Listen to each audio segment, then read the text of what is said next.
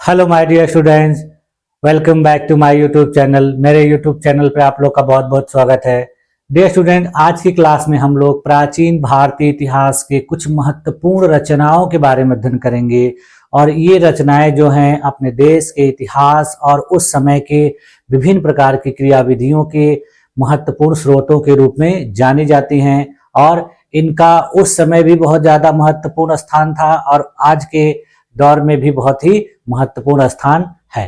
तो चलिए आइए देखते हैं कि ये कौन कौन सी रचनाएं हैं जिनमें हम लोग को आज की क्लास में सबसे पहले मनुस्मृति, याज्ञवल्क्य स्मृति, उसके बाद पाणिनि के द्वारा लिखी गई अष्टाध्यायी और उसके बाद नाट्य शास्त्र के बारे में अध्ययन करना है। इसके बाद आगे की क्लासेस में मैं कुछ और भी महत्वपूर्ण रचनाओं के बारे में आप लोग को अध्ययन करवाऊंगा, लेकिन आज की क्लास में इन्हीं के बारे में अध्ययन किया जाए।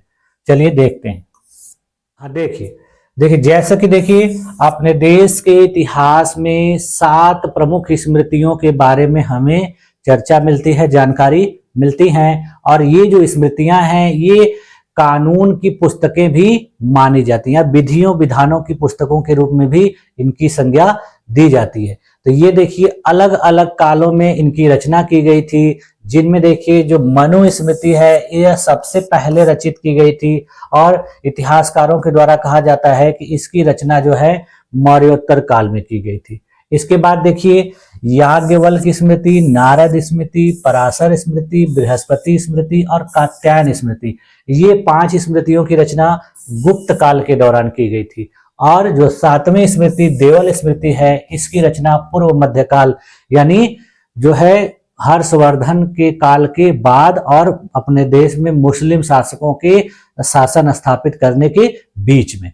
तो इस प्रकार से 7 स्मृतियां जो है महत्वपूर्ण हैं, जिसमें से हमको आज की क्लास में 2 स्मृतियों के बारे में अध्ययन करना है। ये भी बहुत ही महत्वपूर्ण स्मृतियों के रूप में जानी जाती है, जिसमें देखिए सबसे पहली है मनुस्मृति। इसके बारे में देखिए आप लोग को हर समय कहीं ना कहीं सुनने को मिलता होगा। तो आइए चलिए देखते हैं कि ये मनुस्मृति क्या है।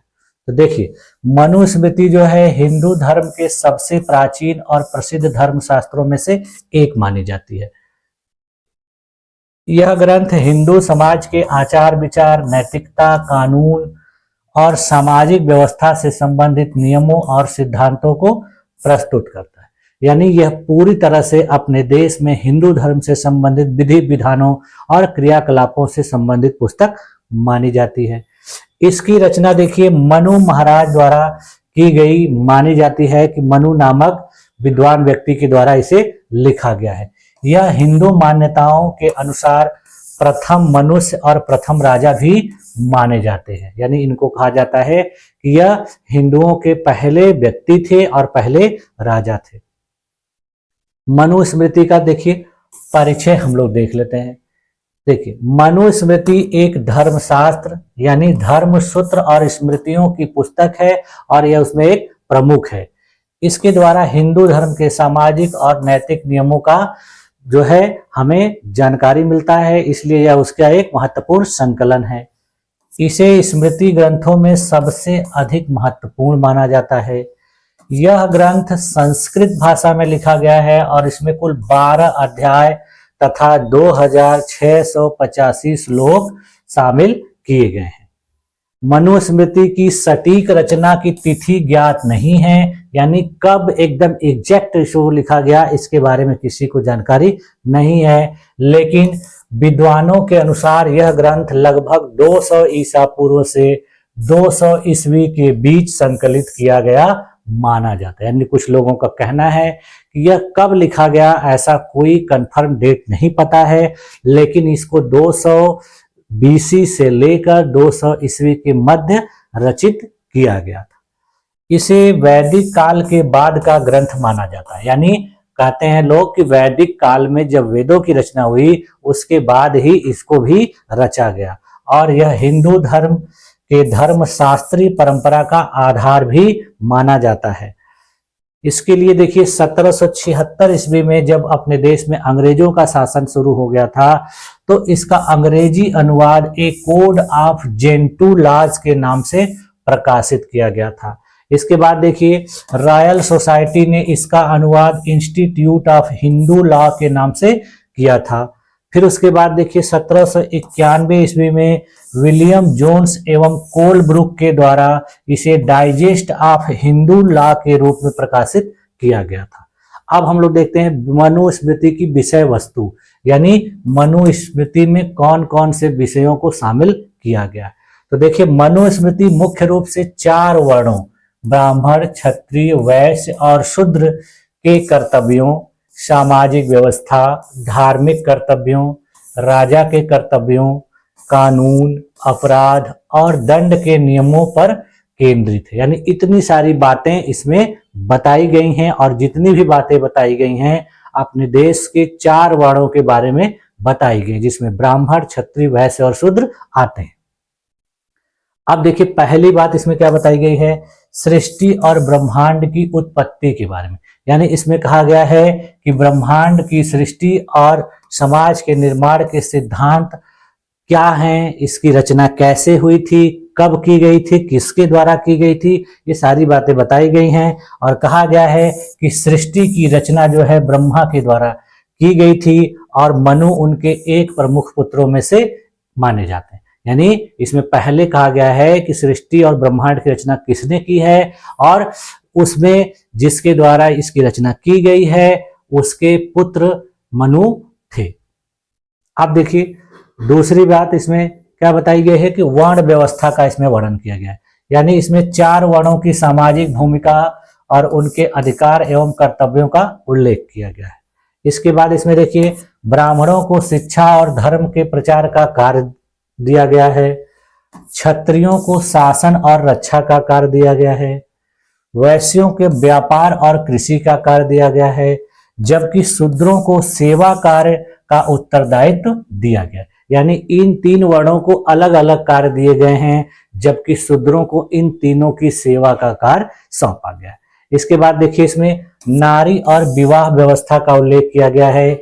इसमें विवाह की विभिन्न प्रथाओं का वर्णन किया गया है, जैसे ब्रह्म, दैव, गंधर्व और असुर इत्यादि विवाह जो है इसमें वर्णित हैं।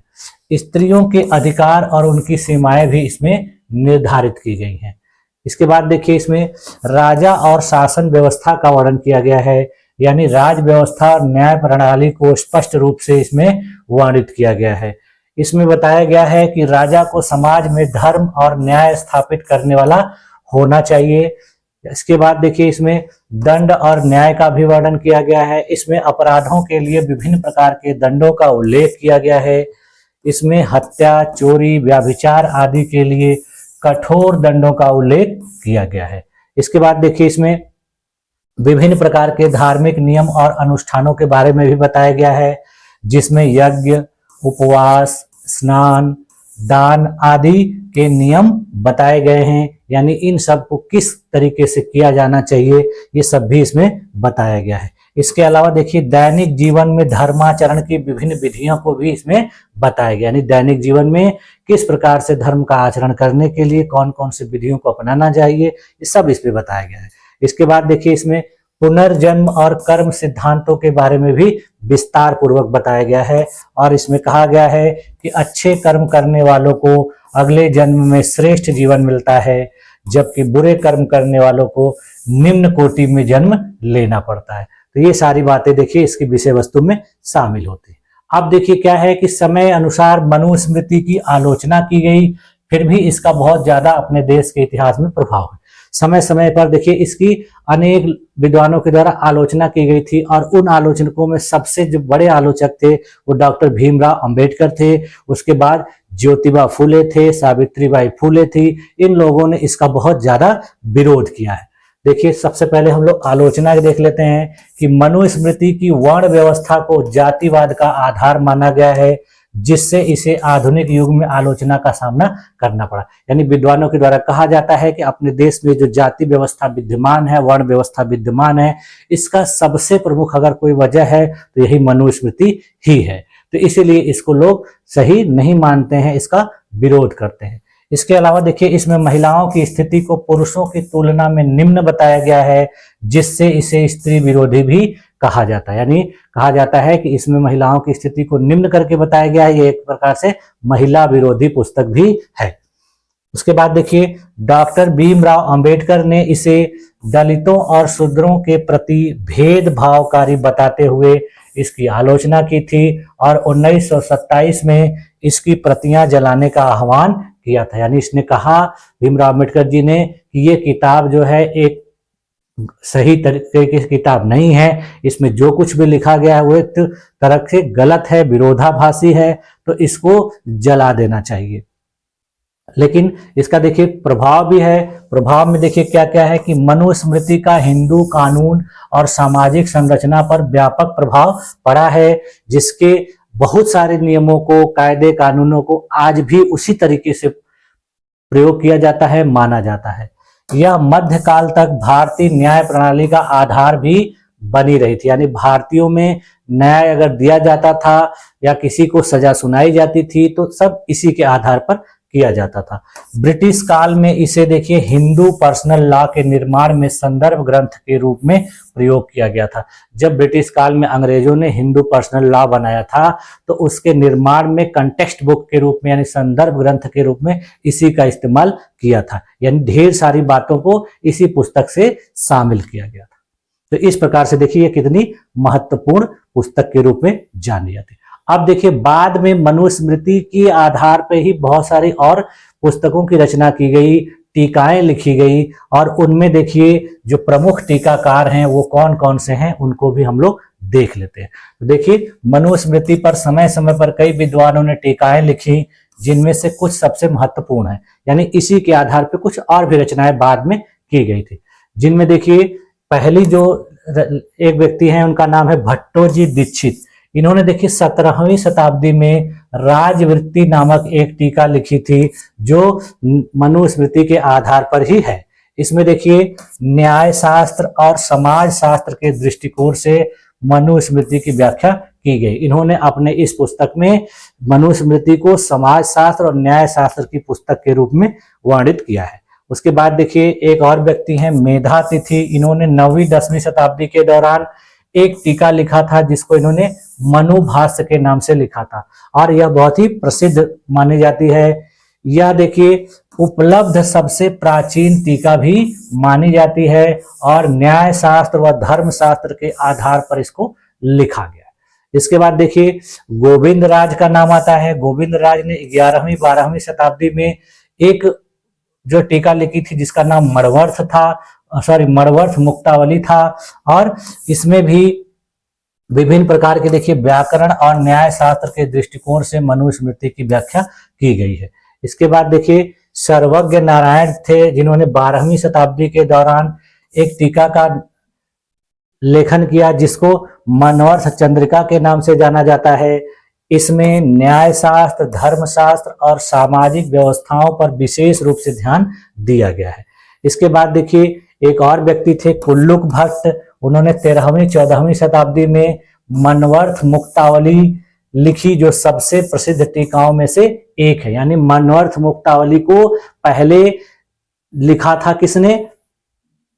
गोविंद राज ने। उसके बाद फिर देखिए कुल्लुक भट्ट ने भी इसको आगे बढ़ाया था, इसलिए इस पुस्तक को दो लोगों ने मिलकर रचित किया था। इसमें देखिए अनेक हिंदू विधि शास्त्रियों ने स्वीकार किया है और बाद में भारतीय विधि निर्माण में भी इसका उपयोग हुआ, यानी भारत में कानून के निर्माण में इसका इस्तेमाल किया गया है। इसके बाद देखिए नंदन नामक व्यक्ति थे, विद्वान थे। उन्होंने 12वीं 13वीं शताब्दी में नंदिनी नामक टीका लिखी थी और इसमें धर्म शास्त्र और सामाजिक व्यवस्था पर विशेष ध्यान दिया गया है। इसके बाद देखिए राघवानंद नामक विद्वान व्यक्ति थे जिन्होंने 14वीं शताब्दी में मणवर्थ दीपिका नामक एक टीका लिखी थी और यह टीका हिंदू धर्म शास्त्र पर गहन विवेचन प्रदान करती है।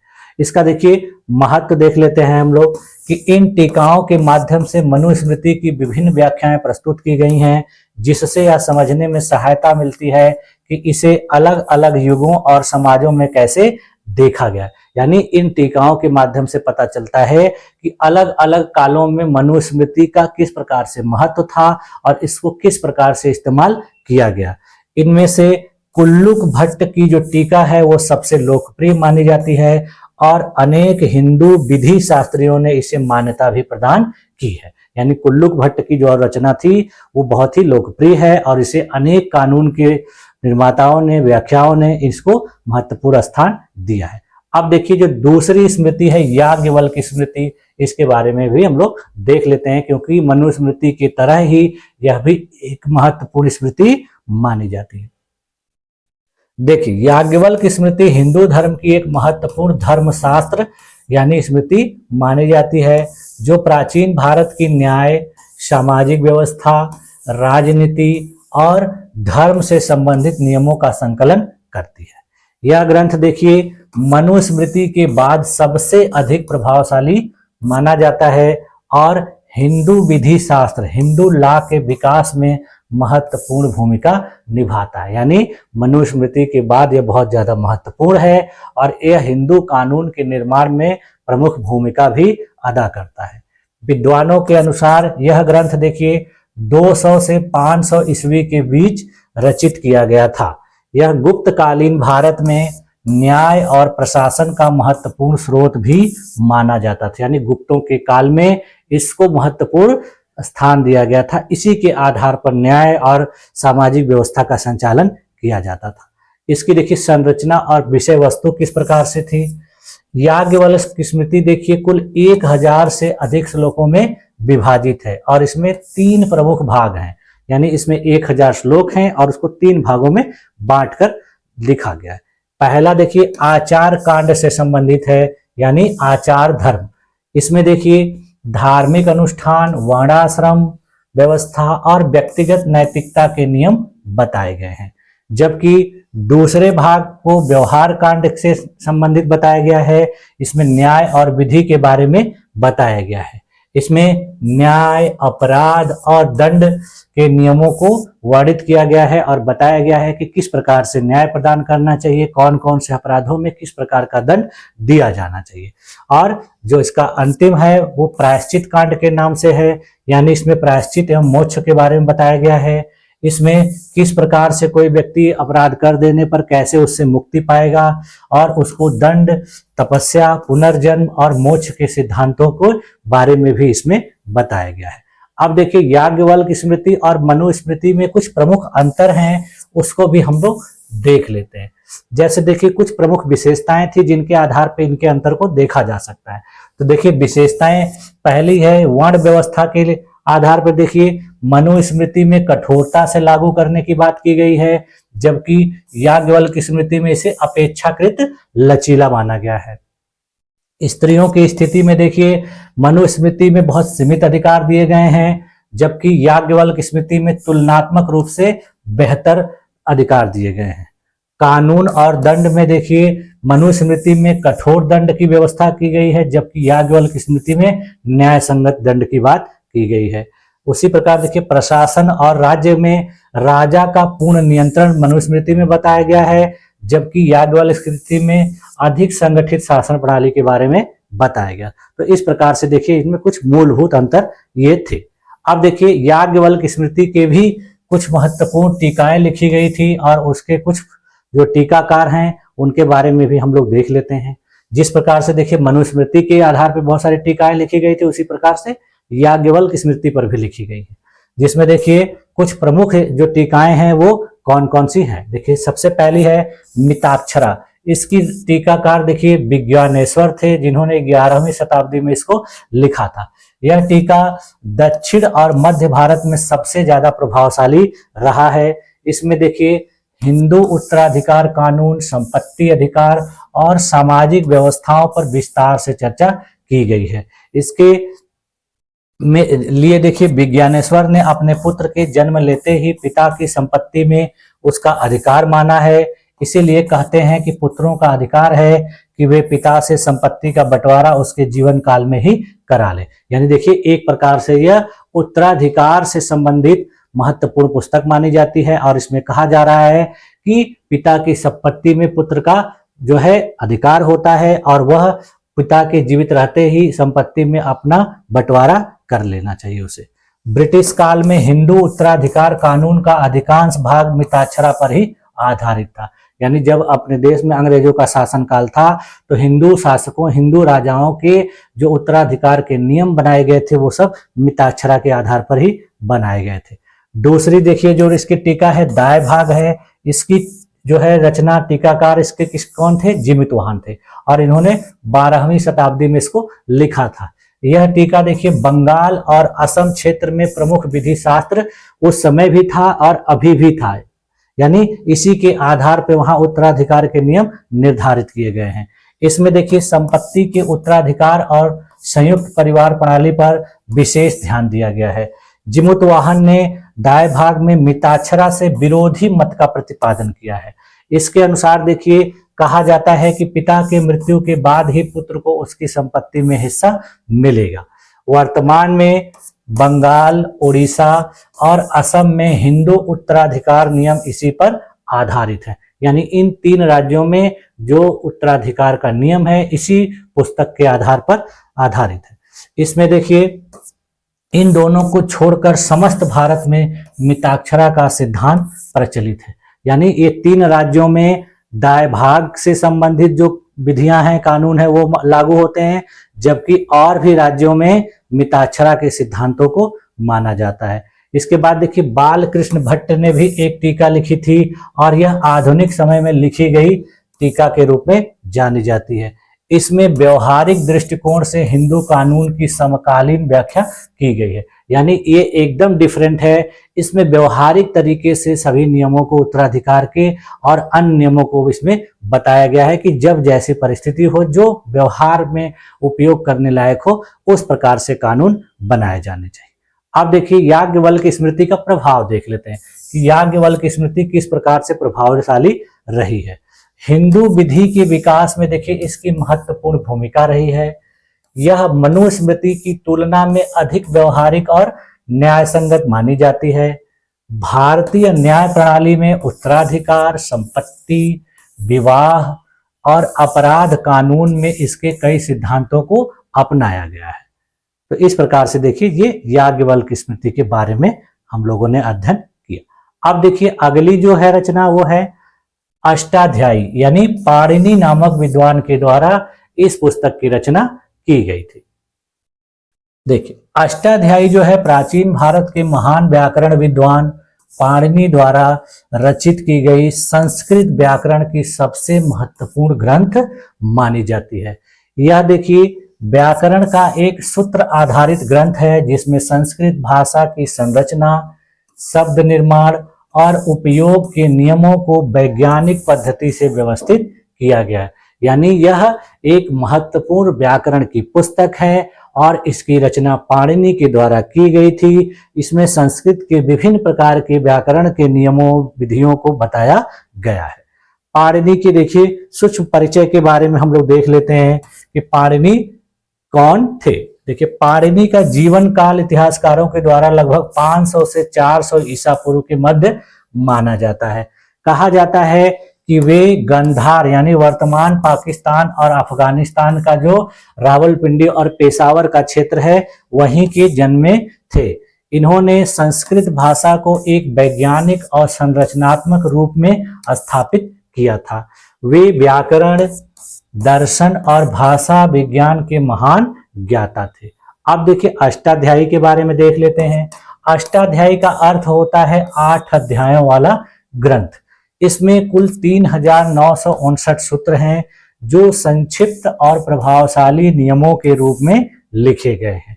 यह संस्कृत भाषा की मार्फोलॉजी यानी रूप विज्ञान, सिंटेक्स यानी वाक्य संरचना और ध्वनि विज्ञान को परिभाषित करता है। यह संस्कृत के अलावा प्राकृत और अन्य भाषाओं के अध्ययन के लिए भी महत्वपूर्ण मानी जाती है। अष्टाध्यायी की देखिए संरचना देख लेते हैं, स्ट्रक्चर इसका किस प्रकार से है। पहला देखिए है इसमें सूत्र शैली, यानी यह ग्रंथ सूत्र शैली में लिखा गया है जो संक्षिप्त, स्पष्ट और वैज्ञानिक है। सूत्रों में केवल आवश्यक शब्दों का प्रयोग होता है जिससे अर्थ को गहराई से समझा जा सकता है। जैसे देखिए दूसरा इसमें स्ट्रक्चर है, ये 8 अध्यायों में विभाजित किया गया है। इसका देखिए जो पहला और दूसरा अध्याय है उसमें संज्ञा, संधि, कारक, प्रत्यय और नियम बताए गए हैं। उसके बाद देखिए तीसरे और चौथे अध्याय में इसमें धातु और क्रिया रूपों का निर्माण के बारे में बताया गया है। 5वें और 6ठे अध्याय में इसमें उपसर्ग, समास, प्रत्यय के बारे में बताया गया है। 7वें और 8वें अध्याय में ध्वनि परिवर्तन, विशेष रूप और उनके प्रयोगों के बारे में इसमें बताया गया है। अष्टाध्यायी की देखिए महत्वपूर्ण नियम और विशेषताओं के बारे में भी देखा जाए। इसमें देखिए जो पहला नियम है वो प्रत्याहार है, यानी फोनेटिक नोटेशन सिस्टम। संस्कृत ध्वनियों को व्यवस्थित करने के लिए प्रत्याहार पद्धति का उपयोग किया गया है। उदाहरण के रूप में देखिए आ, यू, व, हल आदि।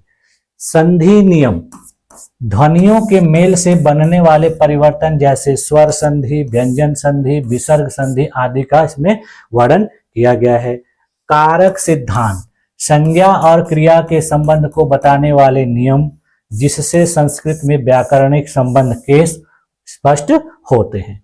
उसके बाद देखिए समास और उपसर्ग नियम, यानी संज्ञा और विशेषण के मेल से बनने वाले समास, तत्पुरुष, द्वंद्व, बहुब्रीहि, कर्मधारय के नियमों के बारे में इसमें बताया गया है। इसके अलावा देखिए क्रिया में उपसर्गों के प्रयोग का निर्धारण किस प्रकार से किया जाता है यह भी बताया गया है।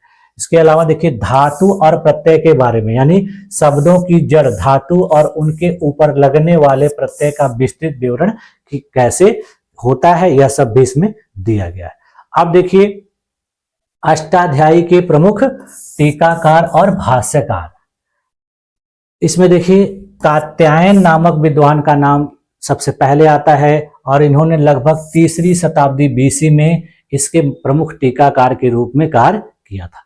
इन्होंने देखिए वार्तिक नामक एक टीका लिखी जो अष्टाध्यायी के कुछ जटिल सूत्रों की व्याख्या करती है। इसके बाद देखिए पतंजलि का नाम आता है। इन्होंने लगभग 2री शताब्दी बीसी में अपनी एक टीका लिखी जिसको महाभाष्य के नाम से जाना जाता है और यह अष्टाध्यायी और कात्यायन के वार्तिकों की विस्तृत व्याख्या करती है, यानी इसमें और भी विस्तृत व्याख्या की जाती है।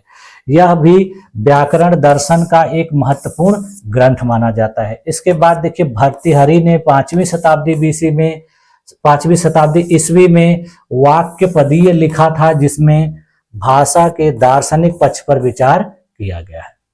अब देखिए हम लोग देख लेते हैं अष्टाध्यायी का प्रभाव, यानी अष्टाध्यायी किस प्रकार से प्रभावी है। यह देखिए संस्कृत व्याकरण का आधारभूत ग्रंथ माना जाता है और आज भी संस्कृत अध्ययन का एक प्रमुख स्रोत है। पाणिनि के द्वारा स्थापित व्याकरणिक प्रणाली आधुनिक भाषा विज्ञान का भी आधार बनी है। कुछ विदेशी विद्वानों के द्वारा भी इसको इस्तेमाल किया गया है और संदर्भ पुस्तक के रूप में इसको लिया गया है। भारतीय भाषाओं के अलावा यूरोपीय भाषा विज्ञान पर भी इसका बहुत ज्यादा प्रभाव पड़ा है। अष्टाध्यायी केवल संस्कृत व्याकरण का ग्रंथ नहीं है बल्कि भाषा विज्ञान का एक क्रांतिकारी ग्रंथ भी माना जाता है। इसकी संरचना इतनी वैज्ञानिक और तार्किक है कि आज भी इसे अध्ययन और अनुसंधान के लिए एक आदर्श मॉडल माना जाता है। ठीक है, तो ये था हमारा अष्टाध्यायी के बारे में। अब देखिए आज का जो क्लास का सबसे लास्ट जो रचना है नाट्य शास्त्र, यानी यह भारतीय जो है संगीत, नृत्य और ड्रामा से संबंधित सबसे पहली प्रमाणिक पुस्तक मानी जाती है और इसकी रचना भरत मुनि के द्वारा की गई है। देखिए नाट्य शास्त्र भारतीय नाट्य कला यानी ड्रामा, नृत्य और संगीत का सबसे प्राचीन और व्यापक ग्रंथ माना जाता है। इसे भरत मुनि द्वारा रचित माना जाता है और यह संगीत, नृत्य, अभिनय और रंगमंच की विस्तृत व्याख्या करता है। अब देखिए नाट्य शास्त्र का परिचय देख लेते हैं कि नाट्य शास्त्र क्या है। देखिए यह ग्रंथ भारतीय नाट्य कला यानी थिएटर का सबसे पुराना ग्रंथ है।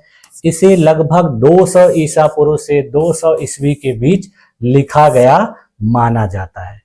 इसमें संस्कृत नाटक, अभिनय, मंच सज्जा, रस सिद्धांत, नृत्य, संगीत और वेशभूषा का विस्तार से वर्णन किया गया है। नाट्य शास्त्र की रचना का उद्देश्य क्या है? देखिए कि भरत मुनि के अनुसार यह ग्रंथ समाज के सभी वर्गों के लिए एक मनोरंजन और शिक्षा का माध्यम है। इसे देवताओं के आदेश से लिखा गया ताकि मनुष्य धर्म, अर्थ, काम और मोक्ष की प्राप्ति कर सके। नाट्य शास्त्र की संरचना किस प्रकार से थी इसको देख लीजिए। नाट्य शास्त्र में देखिए कुल 36 अध्याय और 6000 से अधिक श्लोक शामिल हैं। यह नाट्य कला से जुड़े विभिन्न विषयों को विस्तार से समझाता है। इसमें देखिए जो अध्याय हैं उसमें क्या क्या चीजें शामिल की गई हैं। इसके देखिए अध्याय 1 से लेकर 6 में नाट्य शास्त्र की उत्पत्ति, रंगमंच की रचना के बारे में बताया गया है। उसके बाद देखिए अध्याय 7 से 13 में अभिनय और विभिन्न प्रकार की मुद्राएं जैसे अंगिक, वाचिक, आहार और सात्विक के बारे में वर्णन किया गया है। उसके बाद अध्याय 14 से 20 में संगीत और वाद्य यंत्रों के बारे में बताया गया है। 21 से 25 में नृत्य जिसमें तांडव और लास्य के बारे में वर्णन किया गया है। अध्याय 26 से 30 में विभिन्न प्रकार के रस और भावों के बारे में बताया गया है। अध्याय 31 से 36 में विभिन्न प्रकार के नाटकों के प्रकार, उनकी आलोचना, रंगमंच के नियम आदि के बारे में वर्णन किया गया है। तो इस प्रकार से 36 अध्यायों में इसमें अलग अलग बातों के बारे में बताया गया है। अब देखिए नाट्य शास्त्र के प्रमुख सिद्धांत। रस सिद्धांत यानी नाट्य शास्त्र के जो कौन कौन से सिद्धांत थे उनका एक एक करके हम लोग उसका वर्णन देख लेते हैं। इसको देखिए थ्योरी ऑफ रस कहा जाता है। रस का अर्थ है आनंद या भावनात्मक अनुभव। भरत मुनि ने देखिए 8 प्रमुख रसों का वर्णन अपनी इस पुस्तक में किया है, जिसका हम लोगों को अपने व्याकरण की पुस्तकों में, अपने हिंदी की पुस्तकों में, साहित्य की पुस्तकों में भी देखने को मिलता है। देखिए जो रस हैं वो क्या है। सबसे पहले देखिए श्रृंगार रस यानी प्रेम का वर्णन है और इसका जो भाव यानी अस्थाई भाव है वो रति है। उसके बाद देखिए हास्य रस का वर्णन है जिसका अस्थाई भाव देखिए हास होता है। उसके बाद करुण यानी दया का है जिसका अस्थाई भाव शोक होता है। रौद्र यानी क्रोध रस का है जिसमें स्थायी भाव क्रोध होता है। वीर यानी वीरता के रस का उपयोग किया गया है, इसका अस्थाई भाव उत्साह है। उसके बाद देखिए भयानक या भय रस का वर्णन किया गया जिसका अस्थाई भाव भय है। विभत्स यानी घृणा रस का वर्णन किया गया है जिसका अस्थाई भाव जुगुप्सा है। और उसके बाद अद्भुत यानी आश्चर्य रस का वर्णन किया है जिसका अस्थाई भाव विस्मय है। बाद में देखिए आनंदवर्धन और अभिनव गुप्त ने शांत रस को इसमें जोड़ा और उसके बाद जो रसों की संख्या थी वो 9 हो गई, जिसके वजह से इनको 9 रस के नाम से जाना गया। इसके बाद देखिए इसमें अभिनय की 4 प्रकारों के बारे में बताया गया है और भरत मुनि ने अभिनय को 4 श्रेणियों में विभाजित किया है। पहला है देखिए आंगिक अभिनय यानी यह शारीरिक हाव भाव और मुद्राओं से संबंधित होता है। उसके बाद देखिए वाचिक अभिनय यानी संवाद, अदायगी और स्वर का प्रयोग यानी विभिन्न प्रकार की भाषा का प्रयोग करके इसमें अभिनय किया जाता है। और पहले वाले में आपने शरीर के अंगों को विभिन्न तरीके से प्रदर्शित करके कुछ कहा जाता है। इसके बाद देखिए तीसरा है आहार अभिनय। इसमें देखिए विभिन्न प्रकार की वेशभूषा, श्रृंगार और मंच सज्जा के माध्यम से प्रदर्शन किया जाता है। चौथा है सात्विक अभिनय। इसमें मनोवैज्ञानिक भाव और भावनाओं की अभिव्यक्ति की जाती है। इसके बाद देखिए इसकी नाट्य शैली। भरत मुनि ने नाटकों को 3 शैलियों में विभाजित किया है। पहला है देखिए भारतीय रीति यानी संवाद और साहित्यिक प्रभाव पर जोर दिया है। सात्विक रीति यानी वीरता और दृढ़ता से भरी हुई शैली। कैसिकी रीति कोमलता और श्रृंगार रस पर आधारित। और आर्भिटीज यानी उग्र और शक्तिशाली प्रदर्शन के आधार पर यह नाट्य की शैलियां मानी गई है। उसके बाद इसमें देखिए नाटक के प्रकार बताए गए हैं। भरत मुनि ने नाटकों को उनकी लंबाई और विषय के आधार पर विभाजित किया है, जो कुछ इस प्रकार से है। देखिए नाटक बड़ा और विस्तृत नाट्य रूप जैसे कालिदास का अभिज्ञान शाकुंतलम। उसके बाद देखिए प्रहसन यानी हास्य प्रधान लघु नाटक। व्यायोग युद्ध और वीर रस पर आधारित नाटक। भाड़ एकल अभिनय पर आधारित नाटक। समवकार देवताओं और महाकाव्य पात्रों से संबंधित नाटक। यानी इस प्रकार से विभिन्न प्रकार के नाटकों का वर्णन इन्होंने अपनी इस पुस्तक में किया है कि कौन कौन से नाटक किस किस चीजों से संबंधित माने जाते हैं। अब देखिए हम लोग देख लेते हैं नाट्य शास्त्र का प्रभाव, यानी यह पुस्तक कितनी प्रभावी मानी जाती है। यह पुस्तक देखिए भारतीय रंगमंच, नृत्य और संगीत की आधारशिला मानी जाती है। यानी इन सब चीजों का आधार यही है, इसी में बताए गए नियमों विधियों के आधार पर इन सब चीजों को किया जाता है। कालिदास, भवभूति, भास जैसे संस्कृत नाटककारों ने इसे अपनाया था और अपने नाटकों की रचना इसी के आधार पर की थी। भरत मुनि का रस सिद्धांत कला, कविता, सिनेमा और साहित्य में महत्वपूर्ण भूमिका निभाता है। यह ग्रंथ भरतनाट्यम, कथक, कथकली, कुचिपुड़ी आदि शास्त्रीय नृत्य शैलियों का आधार भी माना जाता है। यानी जो अपने देश में विभिन्न प्रकार के शास्त्रीय नृत्य हैं वो इसी के आधार पर किए जाते हैं। अब देखिए इसका हम लोग निष्कर्ष देख लेते हैं कि क्या नाट्यशास्त्र हमें प्रदान करता है। देखिए नाट्यशास्त्र केवल एक नाट्य शास्त्रीय ग्रंथ नहीं बल्कि भारतीय कला, रंगमंच, संगीत और साहित्य का आधार है। यह दुनिया के सबसे पुराने नाट्य शास्त्रों में से एक है और आज भी भारतीय नाट्य और सिनेमा में इसकी शिक्षाएं प्रासंगिक बनी हुई है। तो देखिए आज की क्लास में हम लोगों ने इन सारी चीजों के बारे में विस्तार पूर्वक अध्ययन किया और मैंने आप लोगों को ऐसा प्रयास किया कि आप लोग इससे संबंधित किसी भी प्रकार के क्वेश्चन को बाद में गलत न करें, इसलिए मैंने इसमें हर चीज को सम्मिलित करके आप लोग को बता दिया। तो ठीक है, तो आज की क्लास में यही सब रखते हैं। अगले क्लास में हम लोग इसके आगे की चीजों के बारे में पढ़ेंगे और देखेंगे कि उनका भी किस प्रकार से अपने देश के इतिहास में महत्वपूर्ण स्थान है। तो आप लोगों ने इतने धैर्यपूर्वक अपने आप को इस क्लास में बनाए रखा, इसके लिए आप लोग का बहुत बहुत धन्यवाद। मिलते हैं नेक्स्ट क्लास में, तब तक के लिए थैंक यू।